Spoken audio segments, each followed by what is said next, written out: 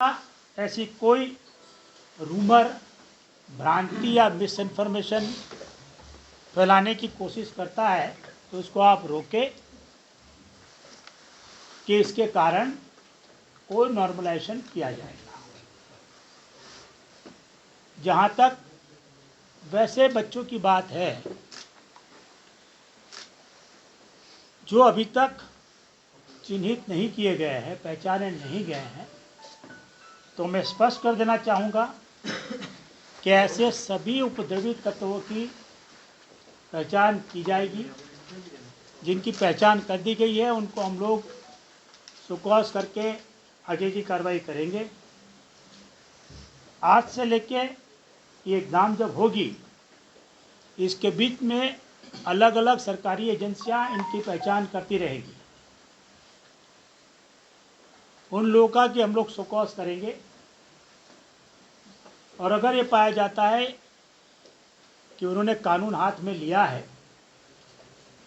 तो उनको डिबार करने की भी कार्रवाई करेगी।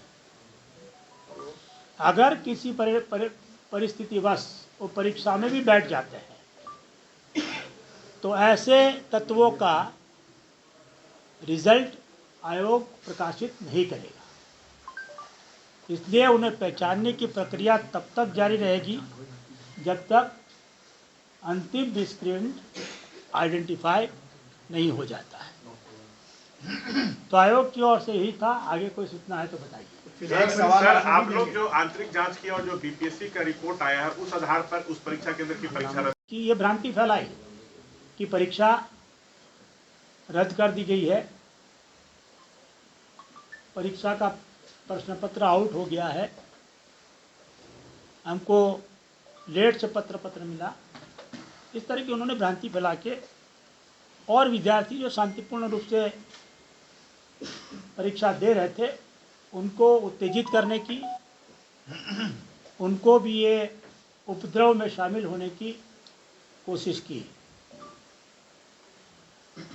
हमको काफ़ी सारी ईमेल मिले हैं उन बच्चों के जिन्होंने अपने कंप्लेन में, शिकायत में बात कही है कि हम लोग एकदम शांतिपूर्ण रूप से परीक्षा दे रहे थे कि ऑल ऑफ ए सडन और जगह से आके और कमरे से आके लोगों ने हमारे कमरे के अभ्यर्थियों को भी परीक्षा देने से रोका, हमारे पेशेंट ले लिए और परीक्षा नहीं देने दिया।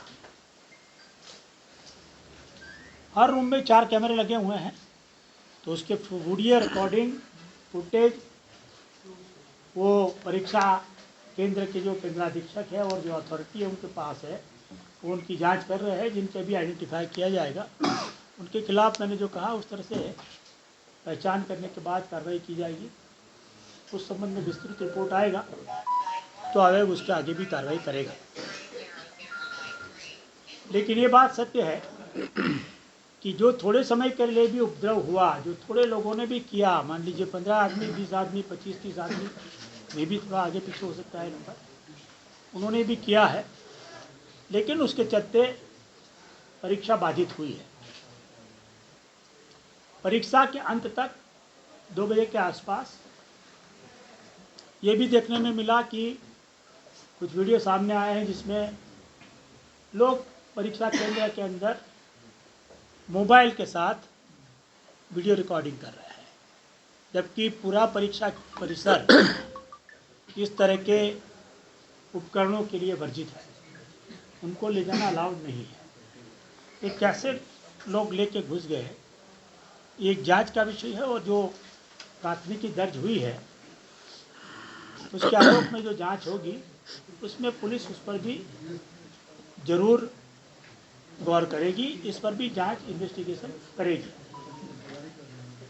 लेकिन उसके कारण जितने विद्यार्थी परीक्षा नहीं दे सके, जितने अभ्यर्थी परीक्षा नहीं दे सके, उनके प्रति भी आयोग की नैतिक जिम्मेवारी है कि कुछ तत्वों के कारण उनके बहकावे में ना आए, उनको अन्याय ना हो। तो आयोग ने केंद्राधीक्षक की रिपोर्ट, जिला प्रशासन की रिपोर्ट, आयोग के पदाधिकारियों ने केंद्र पर जाके जो जांच की, वो सभी फैक्टर को ध्यान में रखते हुए और इस बात को भी ध्यान में रखते हुए कि जो लोग ने अल्टीमेटली एग्ज़ाम दी है उसमें से भी उस सेंटर पर कुछ बच्चों ने कदाचार किया होगा, इसको ध्यान में रखते हुए बापू परिसर में जो एग्ज़ाम हुई थी उस पूरी परीक्षा को रद्द कर दिया है, रद्द करने का निर्णय लिया है। और आयोग बहुत शीघ्र मात्र उसी परीक्षा केंद्र के परीक्षार्थियों के लिए नई परीक्षा लेने की तिथि की घोषणा करेगा। निश्चित रूप से ये निर्णय आयोग के लिए कठिन था, लेकिन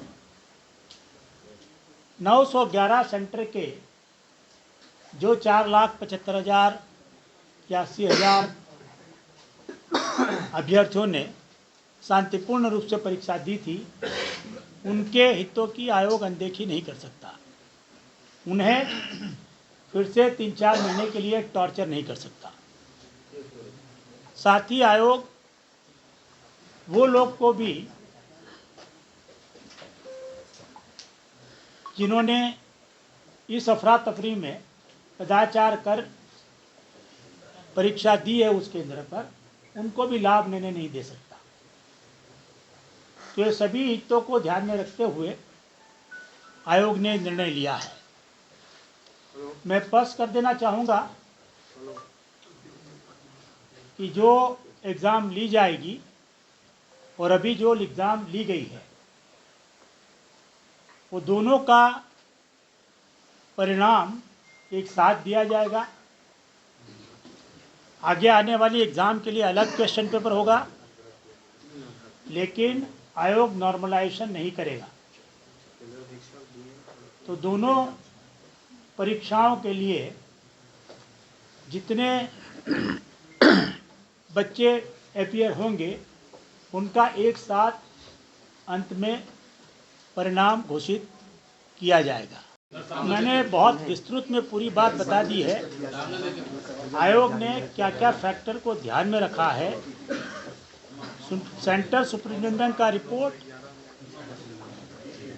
वहाँ पर प्रतिनिधित्व मैजिस्ट्रेट का रिपोर्ट जो जिला पदाधिकारी के माध्यम से प्राप्त हुआ है, वो आयोग के पदाधिकारियों ने वहाँ जाकर जो जांच की, आयोग को जो कंप्लेंट मिली है, जो मीडिया रिपोर्ट देखे, जो वीडियो क्लिप देखी है, और ऐसे बड़े सारे डायरेक्ट इनडायरेक्ट फैक्टर ध्यान में रखते हुए आयोग ने बिहार के छात्रों अभ्यर्थियों के हित में ये निर्णय लिया है। कितने दिन में परीक्षा होगी? अध्यक्ष महोदय, एक सवाल यह है, परीक्षा आयोग जल्दी से जल्द कराना चाहेगा, इसकी घोषणा हम लोग शीघ्र करेंगे। एक सवाल यह है, हमारे सामने अभी 18 और 19 तारीख की एग्ज़ाम है, तो आयोग पहले उस एग्ज़ाम को शांतिपूर्ण कराने की कोशिश करेगा और बाद में इस परीक्षा की तिथि की भी घोषणा करेगा। आपने कहा कि वहां पर कुछ लोग मोबाइल लेके घुस गए जिन्होंने मोबाइल से वीडियो बनाया। क्या वहां पर सुरक्षा नहीं थी कि लोग मोबाइल लेके अंदर चले गए, मोबाइल से वीडियो बनाया, जो वीडियो बाहर आया आपके पास भी पहुंचा? आप अवगत हैं कि वो सेंटर पर प्रारंभ से लेके परीक्षा प्रारंभ होने से लेके 12:30-1 बजे तक काफ़ी हद तक शांति थी।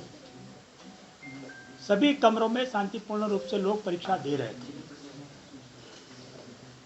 ये जो मोबाइल का वीडियो सामने आया है, वो अफरा तफरी होने के बाद, उपद्रव होने के बाद, जब बच्चे परिसर के बाहर आ गए उसके बाद कोई मोबाइल लेके अंदर चला गया और उसके मोबाइल से भी खींचा है, या कोई अन्यथा बात है